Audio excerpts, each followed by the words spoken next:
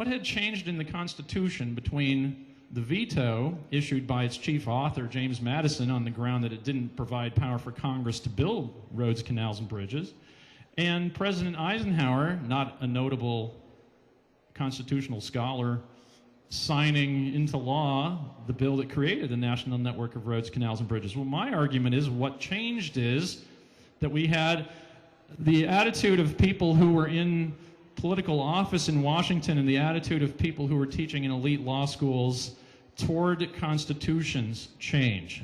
They essentially decided, yeah, Constitution, that's kind of inconvenient. There are a lot of things we'd like to see the government do that it can't do if we have a Constitution. So we'll just pretend that Congress has power to do this. It doesn't. It doesn't. There was never a time when the Constitution was amended to augment the powers of Congress, to create a power of Congress to do this.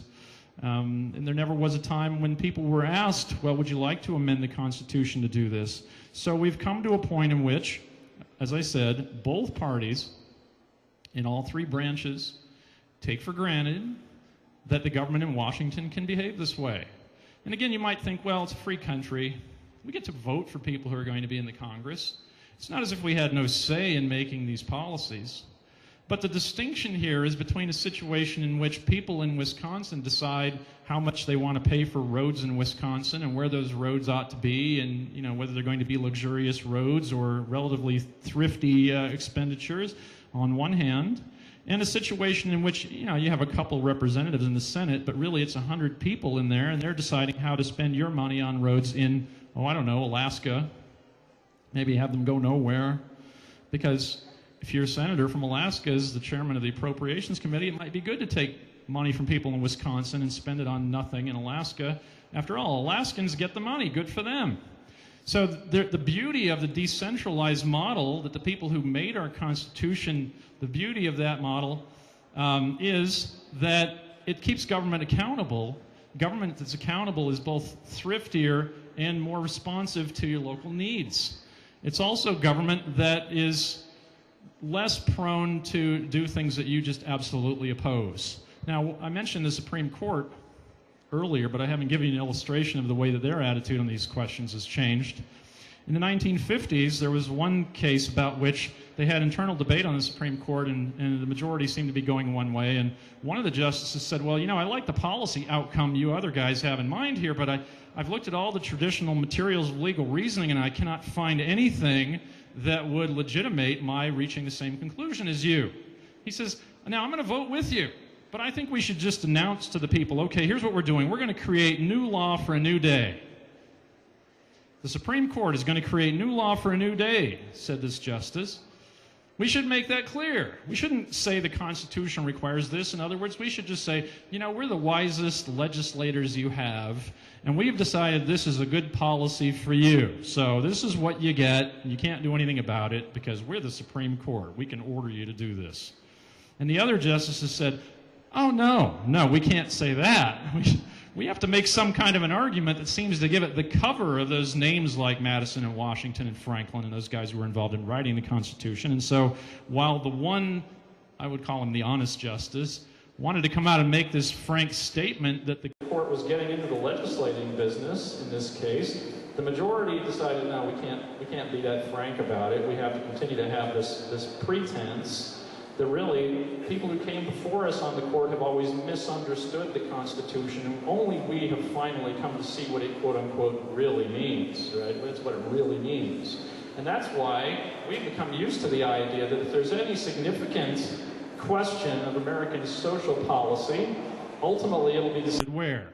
Well, ultimately it'll be decided in the Supreme Court. Why is that? And what does it have to do with the form of government that Americans made their revolution for?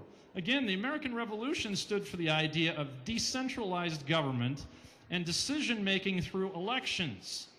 In other words, not that you should have to pay a lawyer to go beg a judge to do what you want, but that you should be able to organize your fellow citizens to go vote for a guy who's going to vote in the legislature the way you want. That's what the revolution stood for. But as I said before, that is virtually the opposite of the system we have now. We take for granted, as Speaker Pelosi took for granted in laughing at that perfectly Jeffersonian question she was asked, we take for granted that basically every important decision will be made in Washington. And if they're able to figure out a way to get it to come before them, it'll be made by unelected and unaccountable judges. To me, this is an outrage, right? And actually, when I learned this in law school, it determined me that I was not going to be an attorney for life. That's why I got out of the more lucrative business of being an attorney. It seemed to me just basically most of what they say in courts and in law schools about the Constitution was dishonest, or if it wasn't dishonest, it was incompetent, because what they were saying had no relation to the way the Constitution was sold to people in the first place. I mentioned that in the Philadelphia Convention that wrote the Constitution, there were people who wanted to create a centralized government, and give Congress power to legislate about basically anything, and give the federal courts power to decide basically any important case. But they realized that they lost that argument in Philadelphia. And so after the Philadelphia Convention in 1787 ended, over the following 3 years, as the states were considering the question whether to ratify the Constitution, that is, as each of the original 13 was deciding for itself whether it wanted to live under this new Constitution, the Federalists, the people who had wanted completely centralized government, told them this government will only have limited powers. Look at that list in Article 1, Section 8. That's everything Congress can do. It doesn't say anything about regulating these light bulbs, which Congress does, or building a school in Afghanistan, which Congress does, or putting a space, using a space bus to send stuff to the space station, which is only there to have a place the space bus can go. It doesn't say anything about spending your money on things like that. And only the things that are listed in Article 1, Section 8 are going to be among the things Congress is allowed to do. This was the argument that the proponents of the Constitution made. And the only argument that this wasn't true was made by people who said, yeah, you know what, you can't trust these guys. This isn't really all the federal government's going to be able to do. Ultimately, the American people were narrowly persuaded that if they adopted the federal Constitution, it would maintain the decentralized election-based, that is, Republican form of government they'd fought the revolution for. And a form of government in which Nancy Pelosi is going to be a more important decision maker when it comes to your family's health care than you is not the form of government the revolution was fought for, right?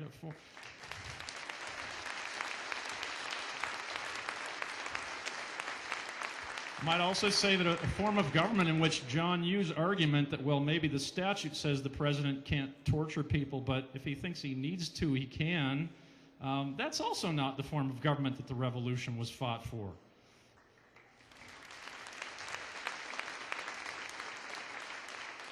So I hope that you'll take away from what I've said the idea that you have to keep track of what these people in office are actually doing. You cannot rely on a party label to tell you that somebody's behaving in a constitutional fashion any more than you can expect that one branch will be better than another.